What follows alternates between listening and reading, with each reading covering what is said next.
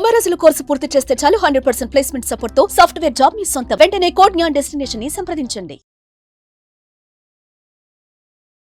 నమస్తే, welcome to Suman TV. ప్రస్తుతం నగరంలో సైబర్ సంబంధించిన మోసాలు కూడా ఎక్కువగా జరుగుతున్నటువంటి పరిస్థితి ఉంది. గత నెల కింద కూడా ఒక మోసం జరిగింది. ఒక ఏటీఎం డబ్బులు డ్రా చేద్దామని చెప్పేసి ఏటీఎం దగ్గరికి వెళ్ళి ఆయన కొంత నగదును డ్రా చేసుకున్నాడు. ఆయనకు అర్థం కాని పరిస్థితిలో వెనుక ఉన్న ఒక వ్యక్తిని నమ్మి కూడా అతనికి ఆ ఏటీఎం ఇవ్వడము, అతను కొద్దిగా నగదును తీసిచ్చి మరి మోసం చేశాడు. మోసం అంటే ఆయన దగ్గర ఉన్న ఏటీఎంని తీసుకొని ఈయన ఏటీఎం పెట్టాడు. ఈ విధంగా కూడా ఒక దాదాపు 30,000 రూపాయలు కూడా అక్కడ ఆయన అకౌంట్లో నుంచి కూడా ఇతను డ్రా చేసుకున్నటువంటి సిచ్యువేషన్. మరి నిన్న చూస్తే కూడా మరి ఇట్లాంటి తంతే బోధన్ రోడ్లో ఉన్నటువంటి ఒక ఏటీఎంలో సేమ్ ఇదే విధంగా కూడా ఒక మహిళ ఏదైతే వృద్ధురాలు ఉంటుంది, తన దగ్గర కూడా ఇట్లాంటి క్రమంలో వెళ్తే అక్కడ ఉన్నటువంటి వెనుకగా ఉన్నటువంటి ఒక వ్యక్తి కూడా దాదాపు 10,000 రూపాయలు ఇట్లాంటి మోసం జరిగింది. ఏటీఎం మార్చేయడము, దాదాపు ఆ 10,000 రూపాయలు ఆమె అకౌంట్లో నుంచి వెళ్ళిపోయి ఇది ఒక సంఘటన. ఇట్లాంటివి కూడా చాలా సైబర్ నేరాలు నిజామాబాద్లో చెలరేగిపోతున్నాయి. దీనికి ఒకవైపు పోలీసులు కూడా ఇప్పటికే అవగాహన సైతం కలిగిస్తున్నారు. మాట్లాడదాం ఒకసారి. నిజామాబాద్ సంబంధించినటువంటి 1 టౌన్ SHO రఘుపతి గారు ఉన్నారు, మాట్లాడదాం ఒకసారి. సార్ నమస్తే. నమస్తే. సో చెప్పండి, ముఖ్యంగా కూడా చాలా ఒక 1 మంత్ క్రితం మనం ఒక 2 సబ్జెక్టుల మీద మాట్లాడుతాం సార్. మొత్తం ఓవరాల్గా సైబర్ నేరాలు అయితే మొత్తానికి పెరుగుతున్నాయి. అవగాహన లోపం కావచ్చా, లేకపోతే వాళ్ళకు తెలియనితనం అని చెప్పచ్చా? మొన్న జరిగిన ఏదైతే ఒక పెద్ద ఆయన 30,000 రూపాయలు పోవడము, మరి నిన్న కూడా ఒక మహిళ ఇట్లాంటి ఏటీఎంకి వెళ్ళడము 10,000 రూపాయలు, ఎట్లా చూడాలి సార్ దీన్ని? ఈ ఏటీఎంకి సంబంధించి పర్టికులర్గా ఏంటి అని అంటే, మనము ప్రతి ఏటీఎం సెంటర్లలో కూడా మనం స్టిక్కర్స్ కూడా ప్రింట్ చేసి ఇవ్వడం జరిగింది, పేస్ట్ చేయడం జరిగింది. ఎందుకంటే ఏటీఎం కార్డ్ని వేరే వాళ్ళకి ఎవరికి కూడా ఇవ్వకూడదని, ఏటీఎం పిన్కి సంబంధించి కూడా ఎవరికి డిస్క్లోజ్ చేయకూడదని చెప్పేసి, తర్వాత వాళ్ళ ట్రాన్సాక్షన్స్ పర్సనల్గా చేయాలని చెప్పేసి కూడా మనం అవేర్నెస్ క్రియేట్ చేస్తున్నాము. అట్లనే ప్రతి ఏటీఎం సెంటర్లో కూడా ఇది తెలుగులో అందరికీ అర్థమయ్యే విధంగా స్టిక్కరింగ్ కూడా చేసి మనం అవేర్నెస్ పెడుతున్నాం. అయినా కానీ కొంతమంది యొక్క అమాయకత్వాన్ని ఆసరాగా తీసుకొని కొంతమంది నేరస్తులు, పాత నేరస్తులు ఎవరైతే ఉన్నారో కొంతమందిని ఐడెంటిఫై కూడా చేసినాం మనం.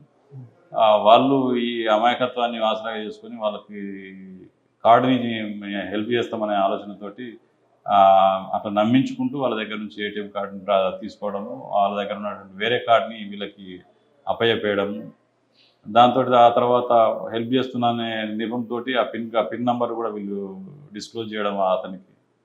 ఆ తర్వాత అతను బయటికి పోయిన తర్వాత ఈ పిన్ తోటి ఆ ఏటీఎం కార్డు తోటి డబ్బులు డ్రా చేస్తున్నటువంటి సంఘటనలు ఈ మధ్య కాలంలో 2-3 మా పోలీస్ స్టేషన్ లిమిట్స్లో కూడా రిపోర్ట్ కావడం జరిగింది. దాని మీద మేము స్పెసిఫిక్గా పాత అఫెండర్స్ను, తర్వాత ఇప్పుడు దీంట్లో ఉన్నటువంటి CCTV ఫుటేజ్ ద్వారా కూడా వాళ్ళని ఐడెంటిఫై చేసుకున్నాము. టీమ్స్ కూడా మేము పంపిస్తున్నాము.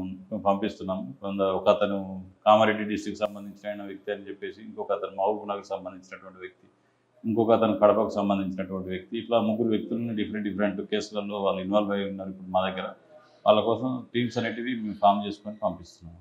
ముఖ్యంగా అంటే వృద్ధులు కానీ లేకపోతే ఏదైతే చదువు రాని వాళ్ళపైన ఎట్లాంటి ఫోకస్ ఎక్కువ ఉంటుందా? మరి వాళ్ళు ఏటీఎం దగ్గర ఒక కాపలి కాసినట్టుగా ఉండి ఇట్లాంటి చదువు ఎవరైతే చదువు రాని వాళ్ళు ఉంటారో, పెద్దవాళ్ళు ఉంటారో, వృద్ధులు ఉంటారో, వాళ్ళకి తెలియదు కదా సరిగా, అలాంటి వాళ్ళపైన వీళ్ళు ఎక్కువ దృష్టి పెడుతున్నారా? మరి వాళ్ళ పని అదే ఉన్నది. అంటే ఈజీ మనీ కోసం అలవాటు పడ్డ వ్యక్తులు కాబట్టి వాళ్ళు వీళ్ళని టార్గెట్ చేయడము, అంటే అక్కడ అబ్జర్వ్ చేసుకుంటూ ఉండి ఎవరైతే అమాయకంగా ఉంటారో, కొంచెం ఏటీఎం తోటి టెక్నాలజీ పరంగా కొంత వీక్ ఉంటారో వాళ్ళని టార్గెట్ చేసుకుంటూ వాళ్ళు ఇట్లా మోసం చేస్తున్నారు ఇప్పటి వరకు మేము అబ్జర్వ్ చేసిన దాని ప్రకారం.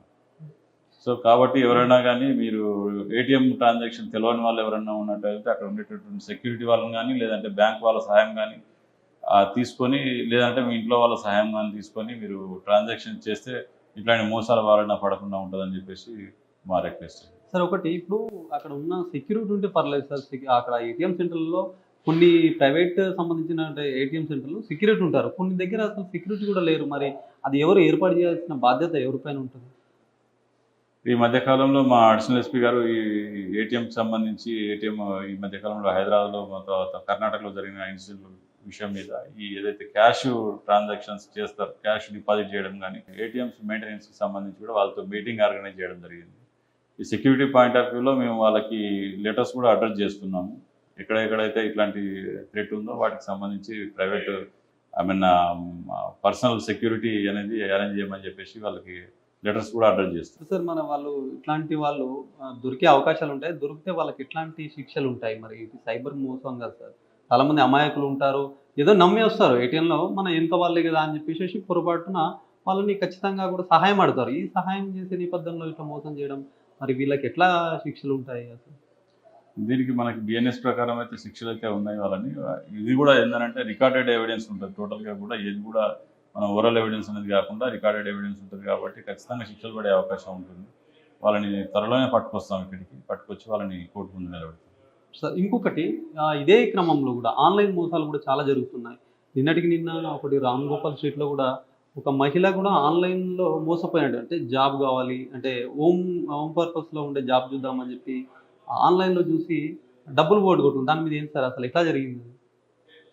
ఈ ఆన్లైన్ మోసాలు అనేటివి పర్టికులర్గా ఏంటి అని అంటే ఎవరైతే విక్టిమ్స్ ఉంటారో ఆ విక్టిమ్స్ యొక్క గ్రేడీనెస్ని వాళ్ళు క్యాచ్ చేస్తున్నారని చెప్పేసి మేము ప్రాథమికంగా ఒక అంచనా అయితే ఉంది. ఏంటంటే ఈజీగా మనీ సంపాదించాలనే ఆలోచనతోటి వీళ్ళు ఈ ఫేస్బుక్ కావచ్చు, లేకపోతే సోషల్ మీడియాలో వచ్చేటటువంటి లింక్లని క్లిక్ చేసి ఆ ద్వారా వాళ్ళు ఇచ్చినటువంటి ఇన్స్ట్రక్షన్స్ ఫాలో అవుతూ వీళ్ళకి ఇంట్లో కూర్చొని సంపాదించాలనే ఆలోచనతోటి వీళ్ళ దగ్గర ఉన్నటువంటి డబ్బులు ఏవైతే ఉన్నాయో వాటిని పోగొట్టుకుంటున్నటువంటి సందర్భాలు ఉన్నాయి.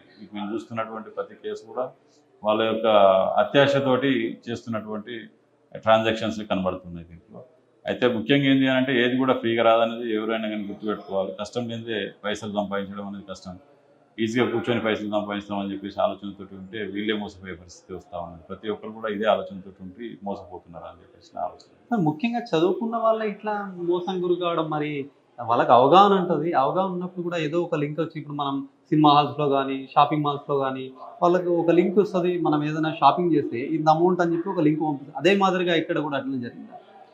ఈ సైబర్ మోసాలకు సంబంధించి ప్రతిదీ కూడా లింక్స్ ద్వారానే నడుస్తూ ఉన్నాయి. బ్యాంక్ డీటెయిల్స్ కూడా మనకి దాన్ని ట్రేస్ చేయాలన్నా కూడా కొంత ఇబ్బందికరమైన పరిస్థితి కనబడతా ఉన్నది. ప్రతిదీ కూడా లింక్స్ ద్వారా పోతూ ఉన్నది. ఆ లింక్స్ అనేటివి మనకి ఏ బ్యాంకులో కూడా ట్రాన్సాక్షన్ సంబంధించినటువంటి డీటెయిల్స్ రాకపోవడంతో కొంత డిలే అనేది జరుగుతూ ఉన్నది. ముఖ్యంగా చదువుకున్న వాళ్ళు ఏంటి అంటే ఈజీగా సంపాదించాలనే ఆలోచనతో ఈ విధంగా చేస్తూ ఉన్నారు.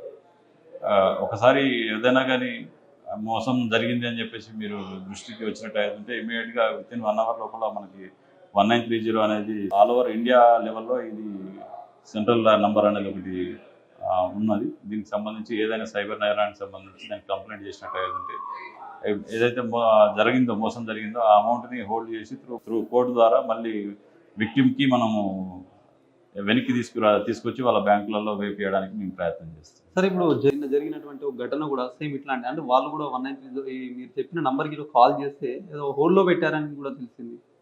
కొంత అమౌంట్. అంటే దీంట్లో మనం పర్టికులర్గా చూడాల్సింది ఏంటంటే ఏదైనా కానీ గోల్డెన్ అవర్ అని చెప్పేసి మనం అనుకుంటా ఉన్నాం. ఫస్ట్ 1 అవర్లో మనం కనుక చేసినట్టు అయితే 1930కి వాళ్ళ అమౌంట్ అనేది అక్యూజ్డ్ దగ్గరికి ఎవరైతే అక్యూజ్డ్ ఉంటాడో వాళ్ళ అకౌంట్లకి ట్రాన్సాక్షన్స్ పోకుండా ఉండడానికి అవకాశం ఉంటుంది. బ్యాంకుల దగ్గర ఉన్నప్పుడు మనం ఆ అమౌంట్ని మళ్ళీ రిటర్న్ తీసుకురావడానికి, విక్టిమ్స్కి మళ్ళీ రిటర్న్ చేయించడానికి మనకి అవకాశం ఉంటుంది. ఒకసారి విక్టిమ్ దగ్గర అకౌంట్లోకి వెళ్ళి లేకపోతే మధ్యలో ఉన్నటువంటి బ్యాంకుల ద్వారా అక్యూజ్డ్ దగ్గరికి పోయి అతను విత్డ్రా చేసుకున్నాడు అంటే మనకి ఆ అమౌంట్ రావడానికి ఛాన్సెస్ తక్కువ ఉంటాయి. దానికంటే ముందు ఏంటంటే ఏదైనా మోసం జరిగిందని చెప్పేసి మీకు అనిపించినట్టు అయితే ఇమీడియట్గా 1930 కాల్ చేసినట్టు అయితే ఆ అమౌంట్ ఏదైతే ఉందో దాన్ని హోల్డ్లో పెట్టడానికి అవకాశం ఉంటుంది. సార్, ఎట్లా అవగాహన కూడా చాలా మటుకు పెరగాల్సింది ఉంది మీ తరఫు నుంచి వాళ్ళకి. ఇంకా అంటే చాలామంది బాధితులు ఉండొచ్చు, ఇంకా చాలామంది కొత్త వాళ్ళు కూడా ఇట్లాంటి బారిన పడకుండా ఇట్లాంటి అలవాట్లు వాళ్ళకు రాకుండా ఉండడానికి మీ పోలీస్ తరఫున ఏమన్నా చేపడుతున్నారా? మాకు సుపీరియర్ ఆఫీసర్స్ ఇన్స్ట్రక్షన్స్ ప్రకారం మేము ప్రతి బుధవారం కూడా ప్రతి పోలీస్ స్టేషన్లో అంటే డిస్టిక్లో స్టేట్ లెవెల్లోనే ఈ ప్రోగ్రామ్ తీసుకోవడం జరిగింది. సుపీరియర్ ఆఫీసర్స్ ఇన్స్ట్రక్షన్స్ ప్రకారం కాలేజీలలో కానీ, ఈ బిజినెస్ కాంప్లెక్స్లలో కానీ, తర్వాత బ్యాంక్స్లలో కానీ ఎక్కడెక్కడైతే అవకాశం ఉందో అక్కడక్కడ మేము అందరికీ అవేర్నెస్ క్రియేట్ చేయడానికి అవేర్నెస్ క్యాంప్స్ అనేవి ఆర్గనైజ్ చేస్తున్నాము. కాబట్టి ఎవరు కూడా ఎట్లాంటి అనుమానం వచ్చినా కానీ 1930 కాల్ చేసి మీ విలువైన ధనాన్ని కాపాడుకోమని చెప్పేసి రిక్వెస్ట్ చేస్తాం. అంటే ఇప్పుడు మొత్తానికి ఇక్కడ స్పెషల్గా ఏమన్నా దానికి ఈ సైబర్ నేరాలకు సంబంధించి స్పెషల్ డిపార్ట్మెంట్ కానీ స్పెషల్గా ఏమన్నా కౌంటర్ ఏర్పాటు చేయడం ఇట్లాంటి ఏమన్నా ఉందా సార్ నిజామాబాద్లో సైబర్ పోలీస్ స్టేషన్ అనేది ఒక డిఎస్పీ గారి ర్యాంక్లో నడుస్తూ ఉన్నది. అదేవిధంగా ప్రతి పోలీస్ స్టేషన్లో కూడా ఇవి టేకప్ చేయడం జరుగుతుంది. ఎక్కడ ఏ ఏరియా కిందకి వస్తారో పలాని పోలీస్ స్టేషన్లో సంబంధించి వాళ్ళు వివరాలు కానీ ఇవన్నీ ఇస్తే మీరు ట్రేస్ అవుట్ అవన్నీ చేయడం రైట్. Thank you. ఇది మొత్తానికి కూడా నిజామాబాద్ నగరంలో చాలా మటుకు, నిజామాబాద్ నగరం అంటే కేవలం నగరం కాదు, జిల్లా వ్యాప్తంగా రాష్ట్ర వ్యాప్తంగా కూడా చాలా పెద్ద మొత్తంలో సైబర్ నేరాలు అయితే జరుగుతూ ఉన్నాయి. ప్రస్తుతం అయితే ప్రతి ఒక్కరు కూడా దీన్ని ముఖ్యంగా పోలీస్ సూచనలు పాటిస్తే ఎంతో కొంతవరకు అయితే అరిగట్టే అవకాశం ఉంటుంది. ఎందుకంటే ప్రాథమికంగా వాళ్ళు ఆన్లైన్లో ఏదైతే గేమ్ ఆడే క్రమంలో కావచ్చు, లేకుంటే ఇంకా ఏదేదో సైట్స్ వస్తాయి, ఈ సైట్లో మనము అనుకోకుండా ఒకసారి నొక్కితే కొంత లింక్ రావడము, అమౌంట్ ఈ విధంగా అని చెప్పేసి పంపించాలి అని అంటారు. చాలా రకాలు, ఒకటంటే ఒకటి చాలా రకాలు కూడా జరుగుతూ ఉన్నాయి. సో ప్రతి ఒక్కరు కూడా అవగాహన అయితే ఖచ్చితంగా ఉండాల్సిన అవసరం ఉంటుంది. ముఖ్యంగా చదువుకున్న వాళ్ళకి ఇట్లాంటి మోసాల బారిన పడుతున్నారు. సో బీ కేర్ఫుల్ అని చెప్పి పోలీసులు వాళ్ళు చెప్తున్నటువంటి పరిస్థితి. ఏదైనా ఒకవేళ కనుక డబ్బులు పోగొట్టుకుంటే మొదటిగా 1930కి కాల్ చేసి ఎంతో కొంత వాళ్ళకి సంబంధించినటువంటి అమౌంట్ని కూడా వాళ్ళకి చేరకుండా ముందే కనుక ఒకవేళ చెప్తే కనుక ఎంతో కొంత అమౌంట్ని కూడా తిరిగి రాబట్టే అవకాశం ఉంటుందని కూడా పోలీసులు చెప్తున్నారు. మొత్తానికి అవగాహన అయితే చాలా ఇంపార్టెంట్. పోలీసులు తన కృషి వాళ్ళు చెప్పే విధానం ఏదైతే ఉందో అర్థమయ్యే విధంగా కానీ దీనికి సంబంధించిన ప్రోగ్రామ్స్ కూడా చేపిస్తున్నామని చెప్పి ఒకవైపు చెప్తున్నారు. ప్రజలైతే జాగ్రత్తగా ఉండాలని పిలుపునిస్తున్నటువంటి పరిస్థితి. కెమెరా పర్సన్ జగదీష్తో శ్రీనివాస్, సుమన్ టీవీ, నిజామాబాద్. సుమన్ టీవీలో మీ పర్సనల్ అండ్ బిజినెస్ ప్రమోషన్స్ కోసం కింది నెంబర్కి కాంటాక్ట్ చేయండి.